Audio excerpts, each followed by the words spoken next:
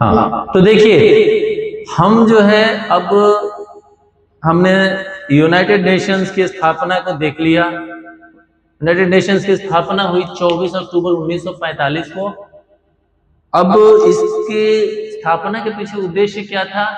उद्देश्य था शांति और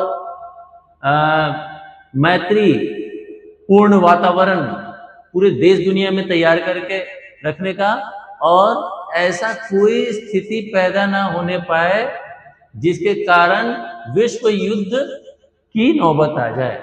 ठीक है, तो इन मुख्य जो है उद्देश्यों को लेकर जो है यूनाइटेड नेशन का गठन हुआ।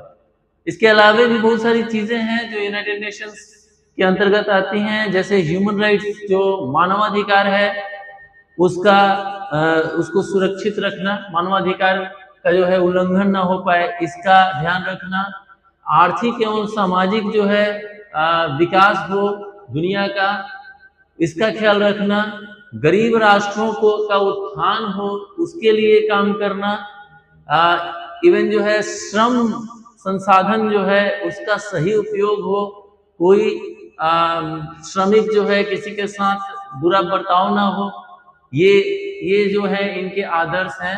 और इन आदर्शों और इन लक्ष्यों की पूर्ति के लिए यूनाइटेड नेशंस यानी कि राष्ट्र संघ में अलग अलग जो है 6 एजेंसीज काम करती हैं, 6 ऑर्गन्स काम करते हैं, जो है पहला जनरल असेंबली यानी कि महासभा, राष्ट्र संघ की महासभा, जनरल असेंबली।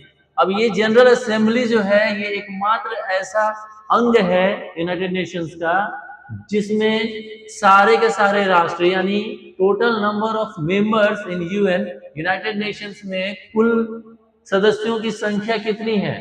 193, 193।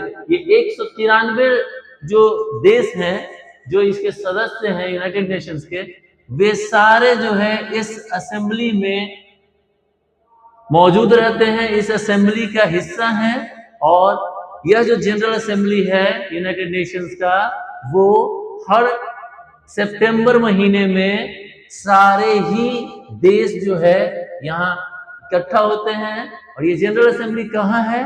तो ये न्यूयॉर्क में है। न्यूयॉर्क में इस जनरल असेंबली में सारे देश, जितने भी सदस्य देश हैं, उन सब के प्रतिनिधि जो है इस महासभा में शामिल होते हैं और डिबेट का हिस्सा बनते हैं, अपनी बातों को रखते हैं, असेंबली को